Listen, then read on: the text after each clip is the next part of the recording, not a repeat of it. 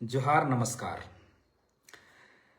जैसा कि आप जानते हैं कि आज झारखंड में 11 जिलों के डीसी को तबादला कर दी गई है। उसमें हमारे बोकारो के जो डीसी महोदया थी विजया यादव जी, उनका भी ट्रांसफर कर दिया गया है।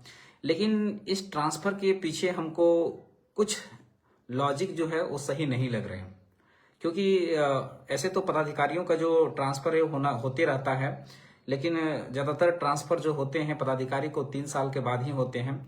पर विजय यादव की जो ट्रांसफ़र हुई है 16 महीने में हुई है, जो हमें कतई कहीं ना कहीं इसमें कुछ ना कुछ हमें षड्यंत्र लगती है। अब ये कहाँ तक सच है ये तो आप लोग हमारी बातों से थोड़ा संदेह के आधार पर आप जान सकते हैं।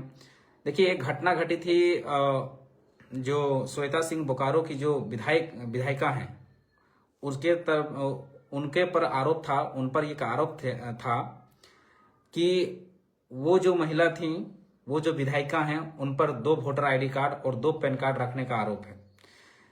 तो ये जब मामला प्रकाशन में आया, जब अखबारों में आया, तो विपक्षी पार्टियों ने इस पर संज्ञान लिया और राज्यपाल महोदय से इसको अवगत कराया। तो इसकी रिपोर्ट राज्यपाल महोदय ने विजया यादव जो बोकारो के डीसी हैं उनसे रिपोर्ट मांगी गई, जांच का ये किया गया।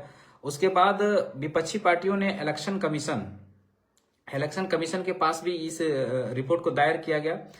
तो जब वहां पर इसका कंप्लेंट जब किया गया तो इलेक्शन कमीशन ने विजय यादव से रिपोर्ट मांगा कि रिपोर्ट हमें दीजिए कि ये क्या बात सत्य है, 2 पैन कार्ड, 2 पैन कार्ड और 2 वोटर कार्ड का मामला सही है। तो ये विजय यादव जी जो डीसी महोदया थी उस समय बोकारो की, अभी बदल गई हैं, तो उनको सौंपा गया। तो उन्होंने इस बात को प्रमाणित करते हुए कि हाँ, विजय यादव जी के पास विजय यादव जी ने महोदया थी जो डीसी महोदय थी, उन्होंने कहा कि हाँ, श्वेता सिंह के पास 2 पैन कार्ड और 2 वोटर कार्ड हैं। ये पहला रिपोर्ट डीसी महोदया ने निर्वाचन आयोग यानी इलेक्शन कमीशन को पहला रिपोर्ट भेज दी है। जब पहला रिपोर्ट भेज दी तो पूरा जो सरकार का तंत्र है, वो पूरा सिस्टम कहीं ना कहीं डीसी महोदया के ट्रांसफर कराने में लग गई। क्योंकि अगर डीसी महोदया रहती तो कहीं ना कहीं ये जांच रिपोर्ट सही भेजती, और जांच रिपोर्ट अगर सही भेजती तो हो सकता है विधायिका मैडम की विधायिका जा सकती थी। इसलिए विधायिका मैडम डीसी महोदया के आड़ में और 10 अन्य डीसी का ट्रांसफर किया। क्यों? क्योंकि अगर केवल और केवल एक बोकारो के डीसी के अगर ट्रांसफर होती, अगर डीसी महोदया का केवल ट्रांसफर होता तो कहीं ना कहीं सरकार संदेह के घेरे में आती। इसलिए उनके साथ साथ में कहीं ना कहीं हमको लगता है 10 डीसी का ट्रांसफर किया गया। ये मेरी जहां तक सोच जाती है उस आधार पर मैं कह रहा हूं। मैं इसलिए कह रहा हूं कि इनका रिपोर्ट जैसे ही श्वेता सिंह की रिपोर्ट डीसी महोदया निर्वाचन आयोग को देती हैं, उसके 2-4 दिन के बाद उनका नोटिफिकेशन आ जाता है, ट्रांसफर पोस्टिंग का जो नोटिफिकेशन है वो आ जाती है। तो सोचने वाली बात है। और ये रिपोर्ट में उन्होंने कहा है कि उनके जो वोटर कार्ड है, एक वोटर कार्ड है जिसका ईपिक नंबर है GPV 2611-846, जो बोकारो में श्वेता सिंह पति संग्राम सिंह बोकारो 36 से निर्गत हुआ है। और एक वोटर कार्ड जो है वो ईपिक नंबर JW 1677376 है। श्वेता सिंह नाम दर्ज है, पिता का नाम दिनेश कुमार सिंह झाझा से है, जो बिहार से निर्गत है। ये रिपोर्ट डीसी महोदया ने इलेक्शन कमीशन को दी है। और दूसरा जो पैन कार्ड का मामला है, वो पैन कार्ड नंबर है CECPS 8218E, पिता का नाम दिनेश सिंह है। और दूसरा पैन कार्ड जो है वो है CWTPS 9392A, जिसमें उनके पति का नाम संग्राम सिंह अंकित है। ये है उनका 2 पैन कार्ड जो डीसी महोदया ने इस रिपोर्ट को इलेक्शन कमीशन के पास भेजा है। और इस रिपोर्ट को इलेक्शन कमीशन के पास भेजने के बाद से ही 2-4 दिन के बाद डीसी महोदया के ट्रांसफर का जो नोटिफिकेशन है वो आ जाता है। तो कहीं ना कहीं ये बातें संदेह पैदा करती है कि आखिर ये रिपोर्ट इलेक्शन कमीशन को भेजने के बाद ही ट्रांसफर का जो नोटिफिकेशन है 2-4 दिन के बाद कैसे आ जाती है। अगर ट्रांसफर होना है तो पहले भी हो सकती थी, क्योंकि कहीं ना कहीं श्वेता सिंह का डीसी महोदया के साथ पहले भी बकझक हो चुकी थी।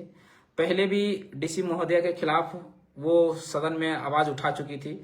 वो सदन में उनके खिलाफ जो आवाज उठी थी, कितना सच है कितना गलत है ये तो मैं नहीं जानता, पर कहीं ना कहीं एक दूसरे पे अनबन चल रही थी। तो कहीं ना कहीं ये सरकार में है, गठबंधन की सरकार में श्वेता सिंह भी शामिल है और इनकी सरकार है, तो हो सकता है पॉलिटिकल प्रेशर ऊपर दिए होंगे, सरकार के पास भेजी होंगे। मैं पहले भी वीडियो में लाइव कह चुका हूं, पहले भी बता चुका हूं कि श्वेता सिंह एक पॉलिटिकल बैकग्राउंड से रखती है, ससुराल के तरफ से भी और मायके की तरफ से भी। वो वहां पर बिहार में दिग्विजय सिंह जो पहले केंद्रीय मंत्री रह चुकी हैं उसके रिश्तेदारों में आती हैं, उनके कलीग के रूप में आती हैं। और इधर जो है इनके जो ससुर थे, इनके ससुर समरेश सिंह जो थे, ये भी पॉलिटिकल बैकग्राउंड, तो इनका पहले से लंबी चौड़ी पॉलिटिकल बैकग्राउंड है। तो कहीं ना कहीं अपनी जो मुद्दा है जिसमें वो फंस रही है, जिसमें उसके विधायिका जाने का डर है, जिसमें विधायिका जा सकती है, कहीं ना कहीं जांच रिपोर्ट को बाधित करने का पूरी तरह से प्रयास चल रहा है। पहला रिपोर्ट में तो दे दिया गया है और सही साबित हुआ है कि 2 पैन कार्ड 2 आधार कार्ड ये विधायक मैडम यूज करती थी। ये पहला रिपोर्ट इलेक्शन कमीशन के पास जा चुका है। अब देखिए कि आगे की कार्रवाई क्या होता है। अभी इलेक्शन कमीशन ने आयकर विभाग को इसकी जांच करने के लिए सौंप दिया गया है, आयकर विभाग इसकी जांच करेगी। अब दूसरा रिपोर्ट को कहीं ना कहीं बाधित करने का प्रयास चलेगा। अगर ये सही रिपोर्ट पाई जाती है तो बोकारो विधायक जो श्वेता सिंह जी हैं उनका विधायिका जाने से कोई नहीं रोक सकता, उन पर कार्रवाई होगी।